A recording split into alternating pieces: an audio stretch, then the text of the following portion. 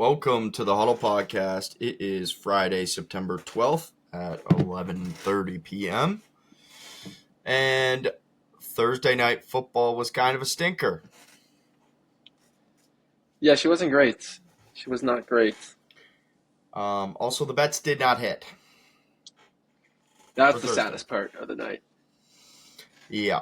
Do you want to just get into the game here? Yeah, let's run through this thing real quick. So the Packers were minus 170 at home against the Commanders. They wore their all whites. Too Had the early white for the cheese. all whites. They had the white cheese heads. Yeah, they have to have a lot of prime time, right? Maybe that's like a winter. Yeah, I'm just gonna say this before we get into the game. I'm not a big fan of. I feel like every team is coming out with all whites now. Yeah, it is kind of an issue. I'm surprised Dallas hasn't yet. They will. They will. They will. Before we get into anything else, we'll get through this game here first. What I liked from the game, Jordan Love absolutely laid a shoulder down for a first down. Yep. That's pretty much all I liked. Dobbs' first touchdown. The Commanders, I think it was the Commanders, maybe it was the Packers, but I could have sworn it was the Commanders, did one of those stupid try and make the defense jump. I hate that shit. That shit pisses me off. And then I just wrote, take unders for Thursday night football. I wrote that at half, though. Okay. Yeah. Well, what the over/under was? What 40? I don't think it was personally 48. know it. Yeah. I mean, the game on the scoreboard looks a lot closer than what it actually was. I think the Packers had this game wrapped up going into the fourth quarter. I mean, that defense laid into that offensive line. Daniels could not get a ball off to save his life. He was 24 for 42. He was missing Scary Terry McLaurin on multiple passes. I think he had like 9 targets with 5 catches or 4 catches. It was not a good day to be a Commanders fan, especially after last year's performance. Because, I mean, I think if you're a Commanders fan last year, new quarterback in a fairly new system, your quarterback does great. It's not like he was surrounded by absolute weapons. He had Scary Terry, who's been there for a long time. They brought in Austin Eckler, who did get hurt this game. He tore his Achilles, so he's out for the season. He's done. But the defense wasn't that bolstered. They have an old Zach Ertz. But to make the NFC Championship and then it's not like they had to win this game to feel good. They just had to perform, and I feel like they just got outplayed on every level. It is early, so I'm not ready to completely die on the Commanders, but I did say all offseason, like, Commanders are not as good as people think. They had a baby shit schedule last year. That shit was soft. This year, not so much. I think they still have a reasonable schedule, but I just don't think. Yeah, I think they're middle of the pack this year. Last year they had one of the easiest, I believe. Yeah, let me check. Go ahead. I'm just gonna check what they got. Things that I liked on the Commander side of the ball. Honestly, it might just be Debo. I think like Debo had a great game. Every time he touched the ball, he had some extra yards. Like he semi looked like the Debo that we used to know and love a couple years ago on the 49ers, which is it's nice to see. 49ers could use Debo this year. Jeez. Yes, for real. Other than that, like I said, that offensive line just constantly allowed pressure. Whether Parsons was on the field or not, they were not great. Daniels looked kind of nervous in the pocket. He did not look good, man. I'm telling you. He did not look comfortable at all. if you pressure Jane Daniels, he's gonna have a long night, I think. And I mean, you were big on this because obviously you don't have Daniels in your top 6, 7. Um, where I feel like that's my bad. Where I feel like that's where I put him in my top 6 or 7. I feel like he was kind of like that across the ESPN rankings, NFL rankings, stuff like that. And last night he did not show that whatsoever. He didn't really Yeah. stay composed under crazy pressure. Like you're gonna have games where you're gonna lose. Like the Packers are obviously a good team, so you're gonna have games like that. Whether you're Baltimore, you're the Bills, you're the Chiefs, you are gonna have games. But I feel like you still watch the quarterback, and someone like Josh Allen or Patrick Mahomes, if they don't start freaking out. Mm. I saw a lot of short balls from Daniels, like Bubble wanting screens. to. Yeah, you could tell he really didn't want to turn the ball over and make a mistake, but that was also costing them plays down the stretch. Agreed. Uh, so it's kind of a take and give. I mean, yeah, these guys are going to throw picks. Burrow's going to throw picks. Mahomes is going to throw picks. Allen's going to throw picks, and that's because you do have to take the chances, especially when you're facing another good team like that, who has been on you all night. Yeah, I agree. I also thought that Washington's play calling was bad. Like I don't I guess I know that the Packers offensive line or defensive line is really good. I think like their defensive line is unreal without Micah Parsons, so they don't even need him in there. But Yeah, like it's been so easy for the Packers to play their defensive line perfectly to keep Micah. Let me get into it. I only I only did this for a couple drives, and then obviously this is the first quarter I did it for. But Washington went run, throw. Parsons is in.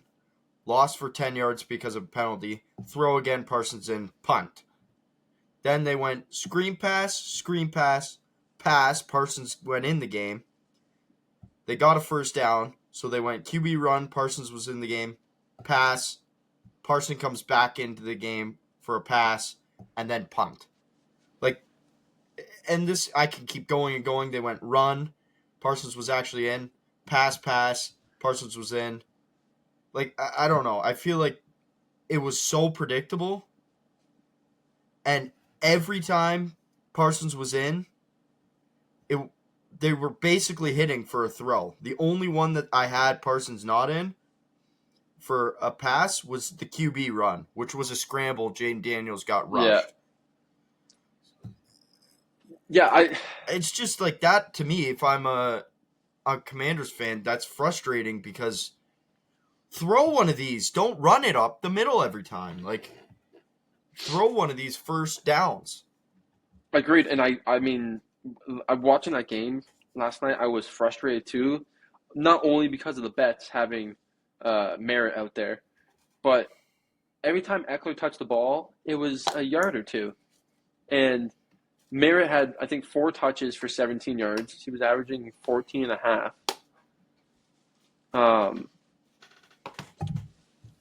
But I don't know. In the first quarter, you have to establish the run more. And I feel like, I mean, Billy's a fast boy. Like, hand him the ball.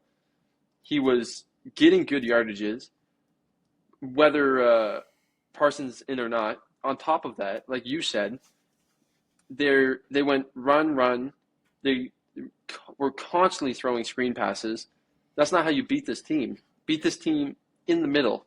And I seriously think if you're an opponent playing Green Bay, I know you want to establish the run, but I would go pass in the middle for 5 yards and then run. Because then if you're Yeah. on the 1 yard line for a first down, you can run it 3 times. Hopefully you get it. Like you should be able to pick up a yard. There's also not enough play action. I feel like they didn't. It was very telling on what their play call was going to be step after Before. step. Yeah, Yeah. like I again, I could tell what they were going to do. And even when they surprised me with like a screen pass, they went screen pass. That's basically a run. like, you might as well just run it. Yeah. I hate screen passes, though. I think they're bullshit. Like, I think that's a dog shit play. Yeah, especially to a wideout. Like, if you're going to screen pass, it should be almost a quick flick to the running back with the blockers all uh, moving, weak side or strong side, And that's not or what it full. was. No. There was no full package with tight ends. I don't think they played a lot of 12 man. It looked to be a lot of 11 man. Do they have Noah Brown on that team now? Yeah, I believe so. I think he had a few balls. He looked okay. It just, I felt like when they were airing out the ball, they weren't really airing it out. It was very short plays, and I'm talking like 3-4 yards passing wise. On third downs, though, too. Like, Yes. not even close to enough. You guys are on 3rd and 8, and you're passing the ball for 4 yards.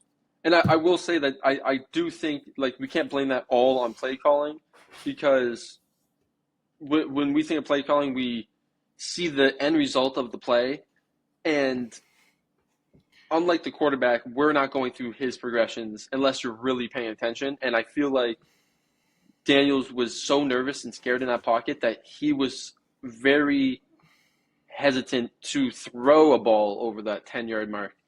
Yeah, I agree. You can't do that. You can't do that when you're playing the Packers. Not like this, man. It just, and by the way, the Packers O-line looked fantastic. Like, Love had all the time in the world. Yeah. They're spreading it around. Kraft had an unreal game again. Is this a game that makes you go, Packers are really good, or Commanders maybe just aren't good? It's kind of a mix of both, because I mean, the Commanders are definitely not a shit team. Like, I wouldn't put them in the bottom 10 teams. So even if they sit, let's hypothetically say they sit at that 18 spot, I think the Packers beat them pretty handily through the first 3 quarters, Yeah. to the point where they weren't scared of a comeback. I just looked at the Packers schedule. Like, they got Browns, Cowboys, bye week, Bengals. That could be a good game, but other than that, it's Monday night game against the Eagles at home again. That's, other than that, I mean, Lions again, Vikings. and then Ravens at the end of the year. So really, like, yeah, but Vikings still, like, they have a rookie We don't know. quarterback. Yeah. So, like, the Commanders have to wait a long time to get a serious test besides these two teams. Yeah. I think the Commanders can still be good. Maybe they have to find some footing. Green Bay, like you said, with that offensive line and Jay Love having that much time to throw, we're not seeing him throw off that back foot as much. We're not seeing him be as pressured as hard, and I think he is very comfortable. And that's like, whether or not it worked, they had maybe 10 deep shots. I think only 3 or 4 of them worked. But they were third and like 4.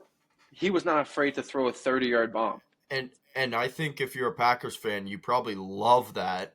Yeah. Ironically, you love when Love goes deep and takes those shots, because that's what good teams do. They take deep shots downfield.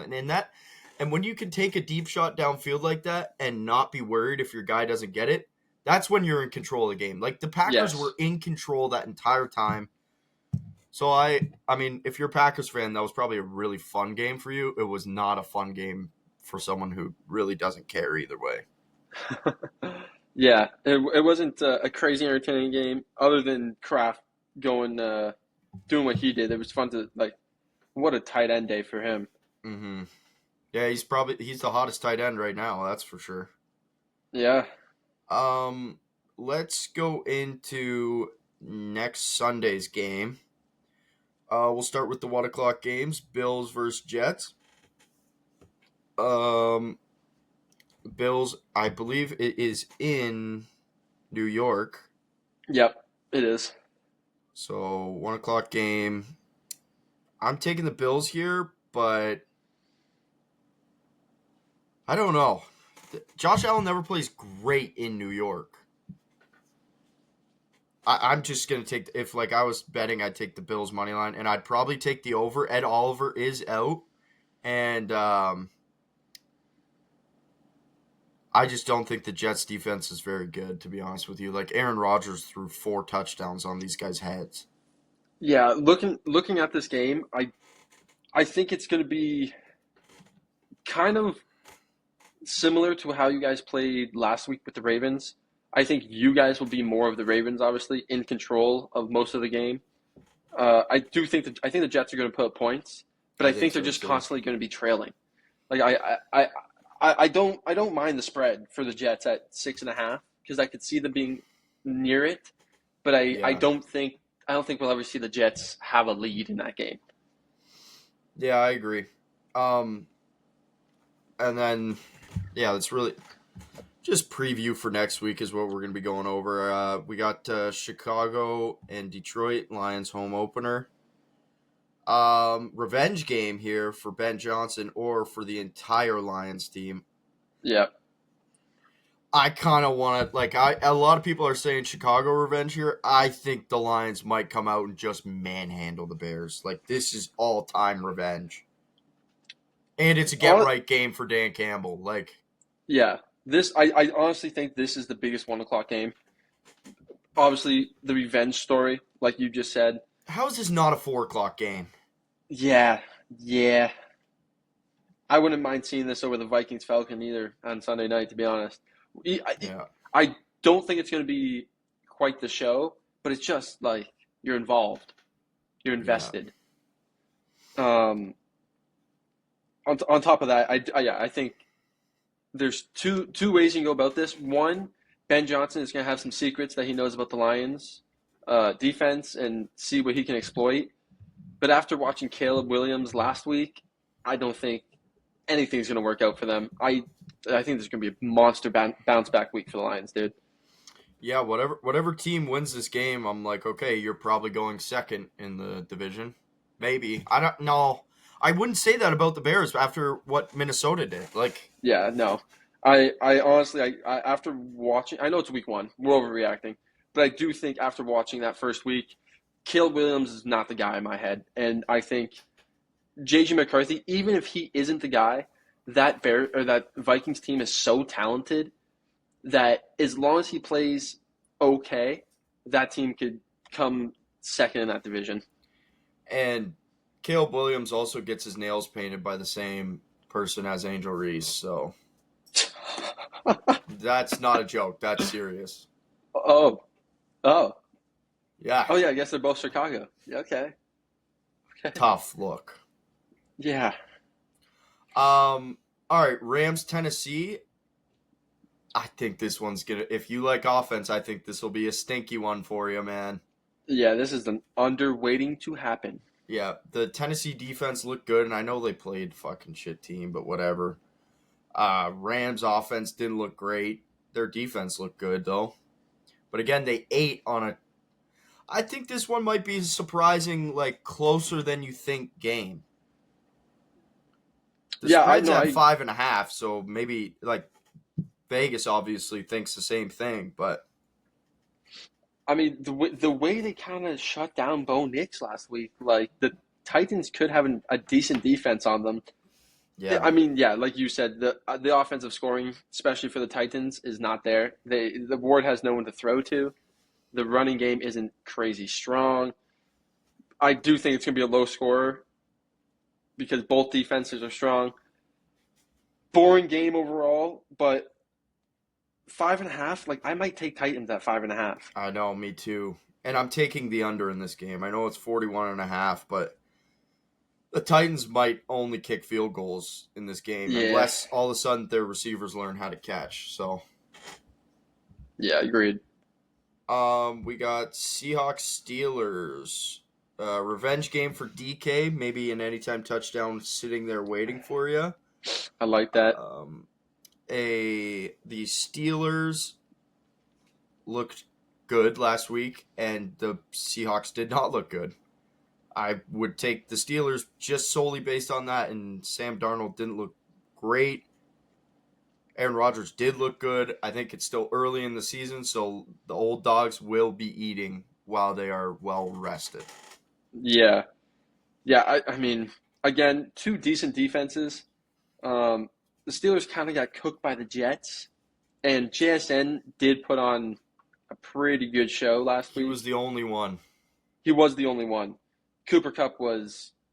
Non-factor. Is he done? Is he done? Which is that's crazy. I know. I'm thinking the same thing. This guy was like a top 3 fantasy pick 2 years ago, 3 years ago. Yeah. And he won the Triple Crown 4 years ago. Might be over for him, which is sad, man. But yeah, I hate to say it, but I'd probably take Steelers.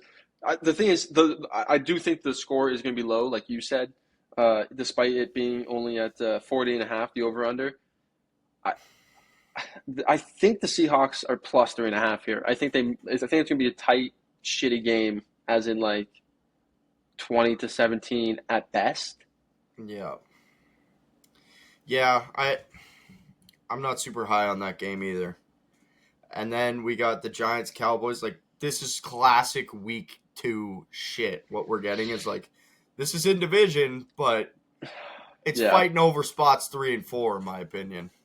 Yeah, I think so too. Russ is apparently going to play. Crazy. A lot of talk about them moving on, but I'm going to take the Cowboys here. They looked good against, in my opinion, a really good Eagles team. I think everyone would agree that's not crazy to say. And I don't think I'm insane for thinking that the Cowboys will win this handedly. Yeah, I think after watching that Eagles game, I think this might be a spanking. I think the Cowboys might actually march in there and put up 35. Yeah, unless all of a sudden New York can learn how to put points on the field, but I don't see that happening in 1 week with Russ. Yeah. Yeah. Pretty. The over might hit in this game. It's 44.5, just because the Cowboys will put up 35, 40 points. Yeah. Agreed. The Ravens are hosting the Browns. Crazy thing about this, the Ravens are celebrating the 25 year, I think it is, of the Browns moving to the Ravens. in the Browns' face. So this kind of makes me go against their old quarterback Joe Flacco. Like, dude, the AFC North is weird football too. Like, these games go any which way. I think 11.5 is a crazy spread. The only thing that's stopping me from saying that is Derrick Henry might have 500 yards and 3 touchdowns this game. Yeah, but he's going up again. Because he fumbled last week. Like, that's what I'm thinking.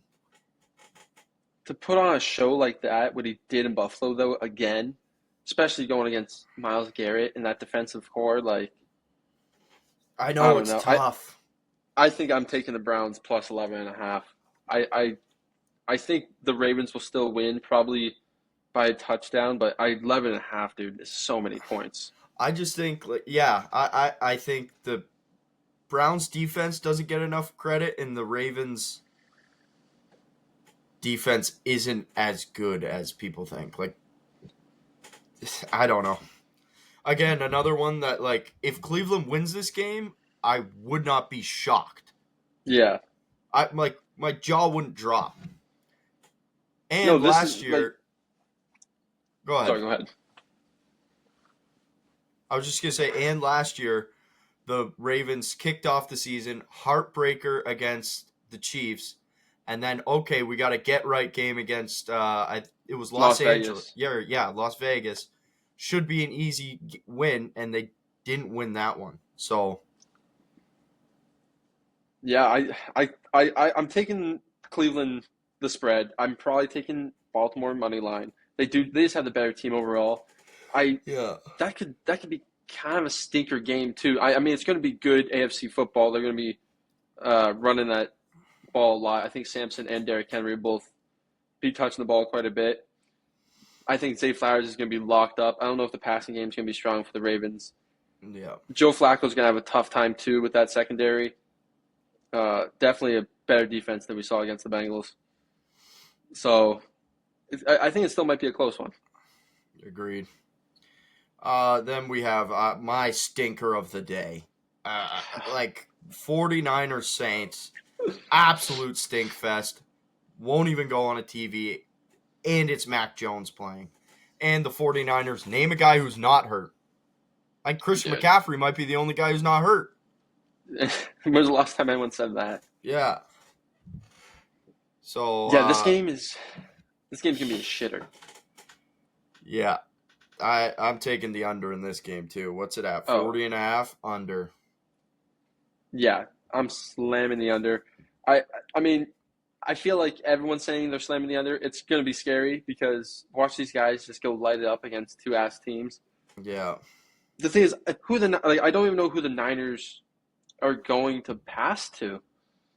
Like they have Ricky, right? That's it. Ricky Pearsall. Injuries: Brock Purdy, George Kittle, and Ayuk. Correct? Yeah. So they have Ricky Pearsall and Jennings out there. But, I mean, we have Mac Jones throwing the ball against – and then we have Spencer Rattler on the other side throwing the ball, dude. Who threw it way too much last week. This is bound to be a 13-10 game if I've ever seen one. And watch it be 40 to fucking 45. I know. This might be a field goal only game. It might be. I wonder if you could bet that. I'd take that bet. Yeah. I'd sprinkle on it.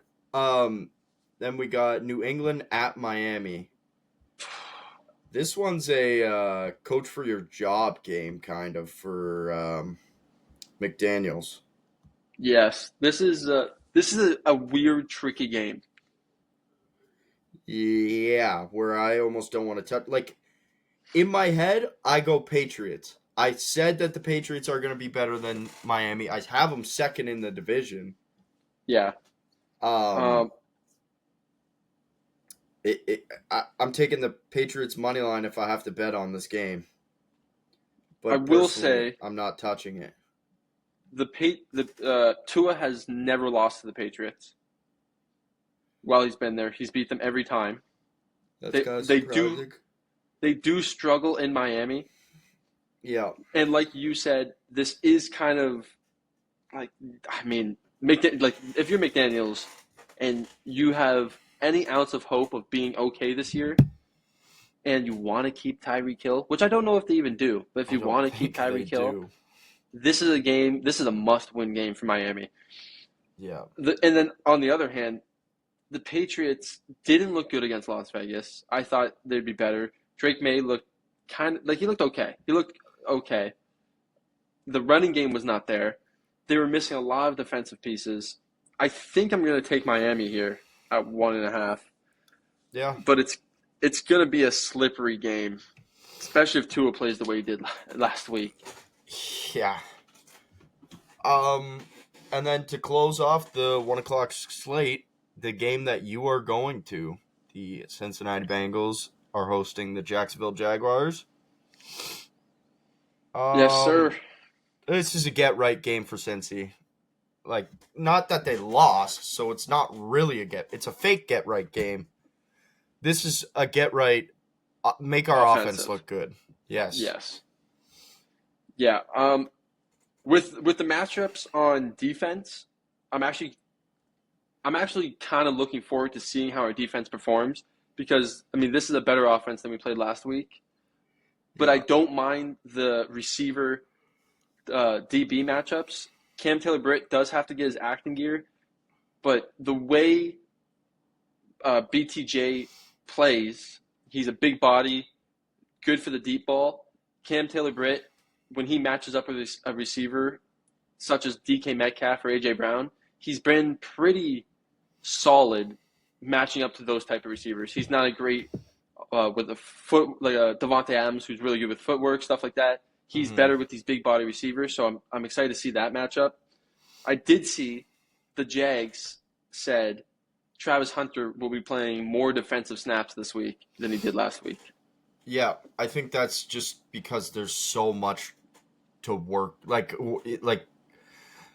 Cincinnati's stacked on the offense, so I think it's it's tougher for their corners.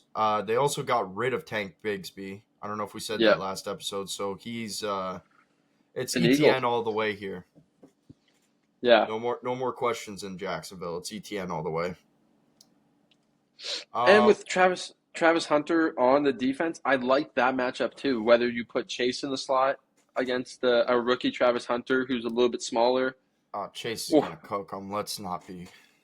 exactly. Or if you line up a Higgins or even Iovasa, two big bodies. Like, these guys are 6'4" and 6'5". Like, going up against, I believe, a 5'11" or 6 foot Travis Hunter. I like those matchups. And like you said, this is a get right week for the offense. I am expecting at least 28 points from this offense this week. Oh, I want him to air it out too. Like, yes. Yeah. What are you looking forward to most about the game? You're going. So, what's your favorite thing about a Cincy tailgate? Honestly, I'm just excited. The best part obviously is the win, and after the win, being able to celebrate with the other fans. Like, dude, it's just everyone's just walking down the street with smiles on their faces. If you see someone wearing Jacksonville, you boo at them. Like, it's just a classic football game. It's just fun. It's always just a good experience. So hopefully they get the win. What's a good restaurant down there that you like going to? Probably go to the Yard House. I feel like we go there every year. It's a steakhouse right next to the Red Stadium, just down the street. If you haven't been downtown Cincy, like I haven't been for a game, but it is a really cool spot to go watch a game. Underrated.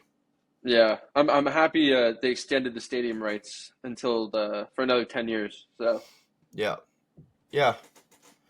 Anything else on that game? No, just like what you said, Joe Burrow's got to play well. This is the battle of the Heisman's and national championship game here. Trevor Lawrence versus Joe Burrow. About to see it again. He didn't get to play them. What was it? 2 years ago when they played, he didn't get to play. Jake Browning was in, so yeah. And this is a big bounce back. We need the offense to do something here, and hopefully the defense did what they did against Cleveland. Yeah, agreed. Okay, the most undeserving 4:05 p.m. matchup is the Panthers versus Cardinals. What a stinky 4:05. We only get 3 of them this week at the 4 o'clock slate. That's bullshit. Give me the Lions versus Bears in this time. Even Bengals, give me that. I don't know if there's any others that I would really say. Baltimore, Cleveland should be a 4 o'clock. Anything but this garbage. This is, are the Panthers even remote? Like, are they remotely good? We're gonna find out. Yeah, this is a big week for both of these teams. I think Kyler Murray, if he's the guy, and they expect this offense and defense to put together some good work because. To be fair, Arizona has slowly built up their defense over the last couple of years. They put together a pretty good secondary, but they're still missing pieces. Like they don't have a big edge rusher. Yeah. I'm trying to defend a shit game here. Let's be honest. Yeah.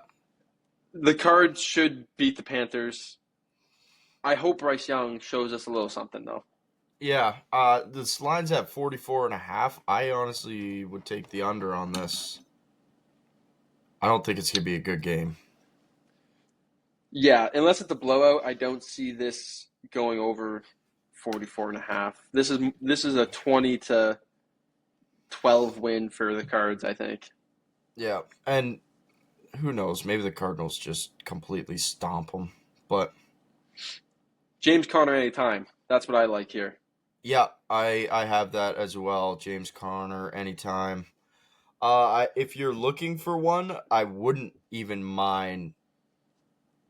I hate that I'm going to say this. I wouldn't even mind, what's his name? The wide receiver there. Second year.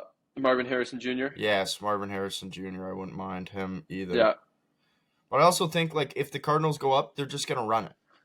Yeah. Anyways, Colts versus Broncos, the Peyton Manning Bowl. Could be a sneaky good game, like if Indy's good. Thank you. Like, Yes. could be sneaky good game. Uh, I Get right game for the Broncos. Again, another one where, like, we won, but we didn't look very good. yeah. I don't know what I want here. I want the Broncos to win because I just hate the Chiefs so much, but, like, Carson's going It to hate would me be for the fine. say this, but, like, I kind of also would be fine with the Colts just winning again. I don't know what it is because I agree with you. I don't know what it is because I would love the Broncos to beat the Chiefs in that division. I think that would be chef's kiss. Yeah.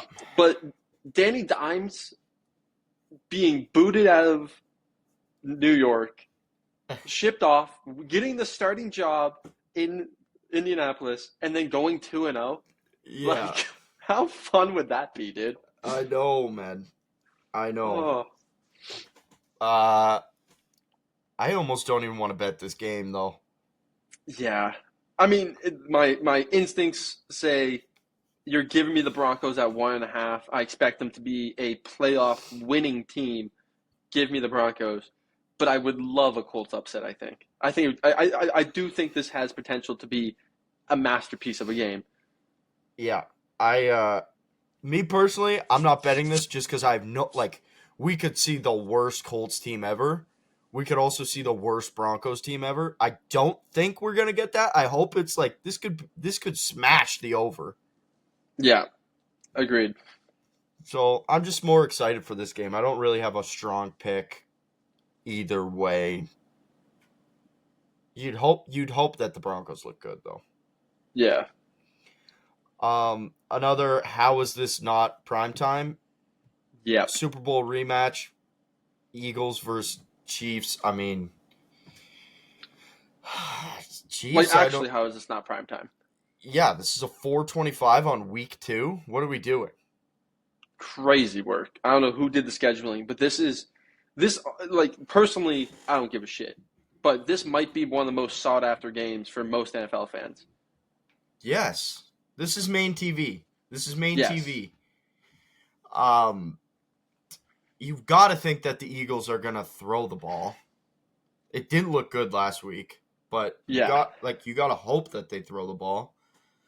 Time to find out what the Chiefs are, man. We're gonna find out right here. They start out 0-2 and they get donkey swamped by the Eagles. This could be okay. Time to retool the dynasty. This is the second time ever I think I'm going to cheer for the Eagles. First being the Super Bowl, now going against the Chiefs again. I think it's the only time I'll ever cheer for the Eagles is going against the Chiefs. Yeah. This is a fun match. It really, dude, it's just a good game, bro. Like, how is this not prime time? It actually is blowing my mind right now that this is not prime time. I hope it's an offensive shootout too. Yeah, I want to see points from both sides. I hope it's not a rematch of the Super Bowl. I want to see just numbers. I wouldn't mind the Chiefs getting taken for a ride. We'll say. I was gonna say something else. But yeah, this should be a good game. Like, yeah, this is a get right game for the Chiefs. it is. Like, the Chiefs need this one. I feel like they don't have an easy schedule this year. The division's hard. This would be a big win for them. And then Philly, obviously, if they win, they're staying on pace to be the team they were last year. Yeah, agreed. I mean, should be a good game. The Chiefs are coming back from Brazil, playing at home. Yeah. It still feels like a long week to me, though. Like, I wonder, I don't have the stat on me, but I wonder how teams are against, like, coming back from overseas games. Like, do you think, okay, because it's over, yeah, because it's overseas? Because I was going to say, a longer rest week is usually a positive thing, especially for the home team. But yeah, coming back, those flights, I think it's only an hour difference. I don't think it's crazy. And I'm sure they've been back for, it's going to probably be a week by the time they play. You'd assume that they flew back on Saturday. Yeah. I'm just going to see if ChatGPT can do it for me. if I'm a betting man, I mean, I think you just have to stick with the Eagles. They embarrassed them last time, and I know the Chiefs probably want one so bad against these guys. But the Eagles are just so put together. Yeah, it was a close game with the Cowboys. They're missing their best defensive piece, who the Cowboys legit have to go out and game plan for. This just seems like if the Eagles wins, this just seems like we are here to go back to what we just did. Yeah. So And the thing is, if the Chiefs win a greasy one, I still don't know if I have faith in the Chiefs winning that division. yeah, I don't either. I never had to me, if they lose this game, this is like, will we make playoffs? Yeah, I like that. So I have some That just data sounds from nice. last year. Post-London teams without a bye went 2-2-1. Okay, so it's pretty even. So, yeah. Anyways, I just thought that was interesting. Something to look out for. But I hope this is a good game. And then now we get to the Falcons versus Vikings. I don't even know what to say about this game. Like, if J.J. McCarthy stinks for 3 quarters, I don't think they should win this game. I don't know if he's going to stink for 3 quarters. I think this is a big game for Michael Penix because this defense is very good.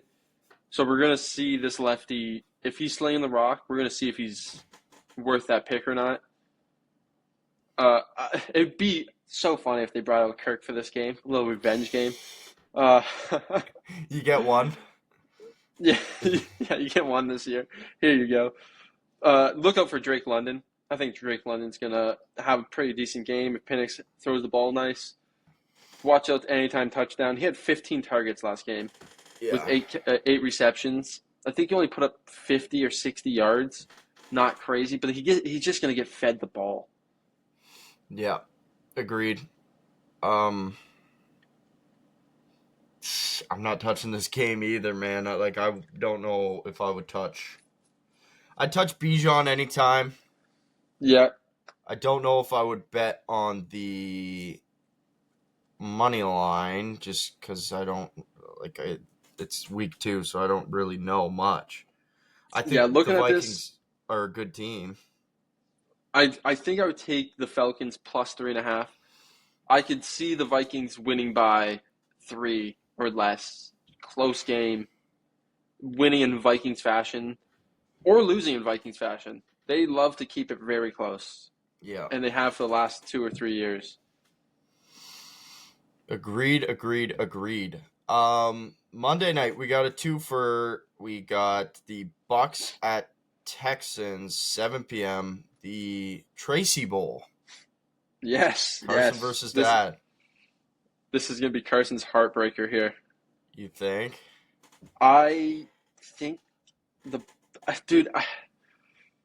Texans on paper right now are worse than they were last year and the year before, I think. Their offensive line has gotten worse. They're missing Tank. They replaced him with Kirk, who I don't think is a big piece. They have Higgins, but we're yet to see anything. He's a rookie. Chubb's still running the ball, which is worse than Mixon. Personally, I think Bucs being plus 2.5 is so comfortable to take. Yeah. And Book has been already week 1 put up 2 touchdowns. Been a massive target. He spreads the field for Mike Evans. Baker's a dog. Good defense on the Bucs. Obviously, good defense on the Texans. They held Stafford and Puka to 14. Bucky's gonna have a bigger game. I think the Bucs are gonna march in there and put up 23, and the Texans might put up 14. Yeah, I completely agree with all of that. And I feel bad to say that for Carson, because I know coming into the season he had some high hopes. If this is one of those weeks where if the Colts beat the Broncos and the Texans lose here, we're talking about a battle for that division. Yeah, and if the Jags win too, yeah, I hate saying that. They're throwing fists for that division now, which personally coming into the season and I think all of us did on the podcast, we thought that Houston was going to get this pretty comfortably. Yeah, yeah. So big surprise there. If it happens, who knows? Like the Bucs, Yeah. if the Bucs are the Super Bowl, like we're talking about the Bucs being Super Bowl contenders. I feel like most people are. Yeah. This is a you should go handle business here game. Yeah. And then the last game of the evening, it is a 10 p.m. game. Chargers at Raiders. Damn, 10 p.m.? Yeah. Bro, why did they do that? Because it's in Vegas, maybe? I don't know what the time zones Okay. are. But this is a Chargers go handle your business against the Raiders, who is Brock Bowers playing? He didn't practice at all. He's going to be a game time decision. Okay. Yeah. If the Chargers are good, they should handle business here. I personally, I think Geno Smith is good, but he still makes a couple mistakes here and there. If Justin Herbert plays 70% as good as he did against the Chiefs, they should go in there and comfortably win this game. Agreed 100%. That's going to be a good game. Damn, I have to stay up for that? Yeah. Dude, and like Ashton Genty went 19 carries for 38 yards. Like, yeah. I'm comfortably taking the Chargers at -3.5 here. I probably would take them at -6.5 even. I think they'll win by a full score. mm-hmm. So yeah, I agree, man. I agree. That we got a decent week of football coming up. There are some stinkers here and there, but we got at least a good game or two in every time slot. So the TVs will be filled. Yep, there's some games that you won't put on, like Cardinals, Panthers, and there's some games that could be sneaky good.